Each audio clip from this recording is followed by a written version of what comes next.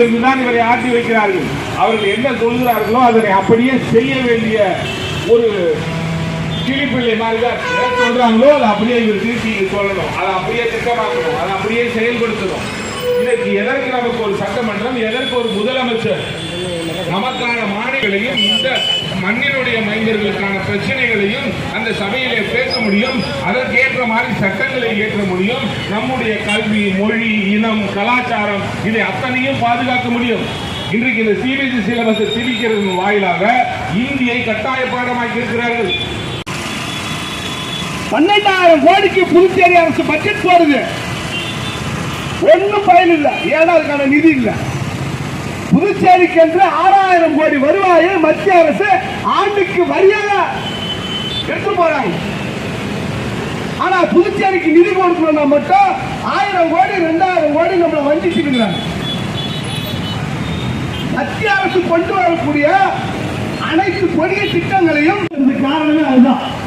விபிஜேபிக்காரன் வாங்குவான், கையால் செய்ய முருகரை காப்பாற்றுவோம், வேலை காப்பாற்றுவோம் அப்படின்னு இந்த மக்களுக்கு உள்ளபடியே பலன் தரக்கூடிய எந்த விஷயத்திற்காகவும் எந்த அரசியலும் செய்யாத ஒரு குழுமத்தை அயோக்கிய கூட்டம் பிஜேபி புதிய கல்விக் கொள்கை என்ற பெயரில் இங்க தமிழர்களை இந்திமயப்படுத்தியிருக்காங்க.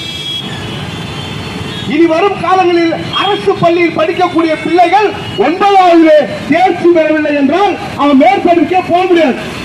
அதோட படிப்பு பழைய குலக்கல்வி திட்டம் தான் இன்று புதிய கல்விக் கொள்கை என்ற பெயரில் இங்க மறு உருவம் எடுத்து வருது. எப்படின்னா பழைய நிலை சொல்ற புதிய ஒன்றில் பழைய கல்வி ஒரு ஜனநாயக தன்மை இந்த ஊரில் இருக்கிறது. அதை நீங்கள் பாதுகாக்க வேண்டும் என்ற ஒரு மிகப்பெரிய கோரிக்கையை எனக்கு வைத்தார். அன்றைக்கு இந்த விடுதலைக்காக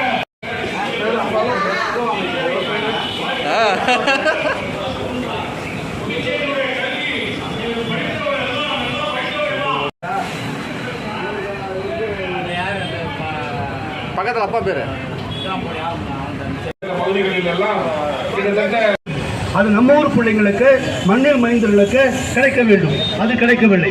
3வது UPSC TNPSC Tamil Nadu public service commission போல பாண்டிச்சேரியிலே பப்ளிக் சர்வீஸ் கமிஷனும் ஆரம்பிக்க முடியும். அதன் மூலமாக வேலைவாய்ப்பு நிரப்ப முடியும். 3. 4வது